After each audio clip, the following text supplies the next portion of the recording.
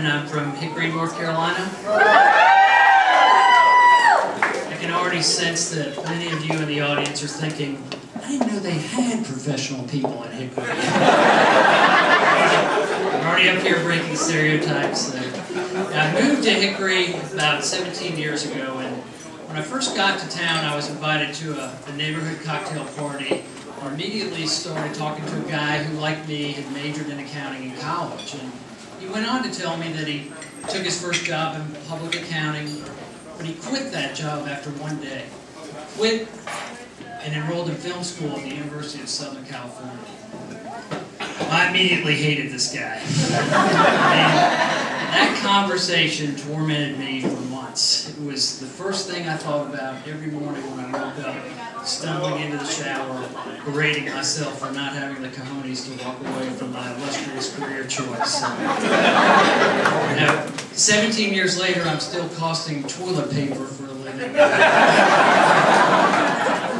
Answering all these questions as to, how have you stayed in accounting so long?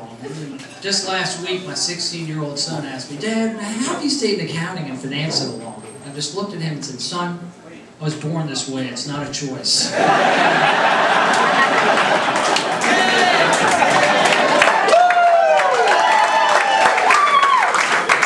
film school for me would be pretty much of a joke. Man, my favorite two movies are The Bad News Bears and Friday. Friday, not so much. I just like it because the lead character is named Craig. And a lot of my friends, for some reason, love to greet me with, Craig, Craig, Craig! And I don't really look like Ice Cube, so I don't get it. And I'm not cool like Ice Cube either, so I do spend a lot of time thinking about how I can make my CFO job a little cooler. And I think I have a solution. And I think it would be pretty cool to be the CFO of one of those marijuana companies out in Colorado. It'd be cool and awesome.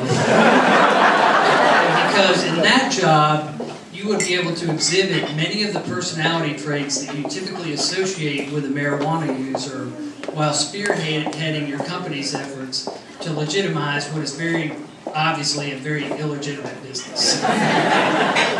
Clothing, obviously, you're not going to look like this wannabe paper salesman. You're going to be wearing comfortable jeans, some corduroys, a lot of jam band t-shirts, and flannel shirts. Your shoes, you're going to wear hiking boots, and Crocs with socks, and Legions. In the summer, you can probably wear Chacos. Really, the shoes, the sillier looking, the better if you're in that business, because that really rounds out the kind of hippie professional look you're going for. Your office, I don't know about office decor, but you would most definitely have to have a sign painted by your children that reads, I need a miracle over your workspace. I think, in the office, your CFO demeanor would certainly be a lot less confrontational. You couldn't be the usual jerk you are in the office. You'd be way too chill and laid back for that. There'd be real benefits to this too. You would be far more receptive to every ridiculous or far-fetched idea you hear in their daily routine of meetings. And it'd be a lot less about those people in other departments being stupid and a lot more about, well, maybe they were just a little too high at this moment.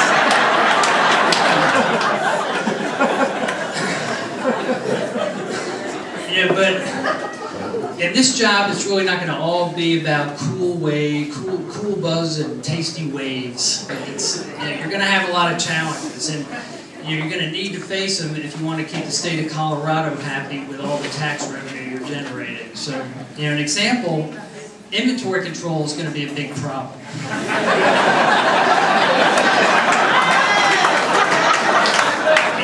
One of these little candy bars has enough THC to send you into orbit for a week. You can bet you're going to have a problem with pilferage.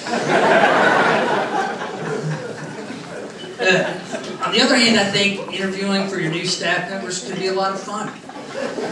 And when you're on the college campus talking to young accounting graduates, you don't want to talk to the usual accounting student. You're going to want to find a kid that knows his or her way around a bomb. That's the kid that really is going to be excited about working in Colorado's #1 growth industry. Parents will be supportive, all his friends are going to want an employee discount, it's going to be perfect. I don't think you're going to have a hard time keeping your employees focused on the task at hand, because you're all going to know if things go poorly in 2016 in the presidential election, your business is going to be shut down at a pretty rapid rate. Instead of watching how the Grinch stole Christmas, you're going to be watching how Mitt stole my weed business. The ending's going to go a little bit like this. Then in came Mitt Romney with the agents in tow. They yelled at our customers and said, "Out you will go." They marched through the warehouse with boxes and bags, confiscating our products and making us sad. No more monkey bars, alien dog, or purple dream. They even took the best stuff, the Mile High ice cream. Mitt knew that this time his who's would be blue, crying, "No more weed this Christmas, boo hoo hoo."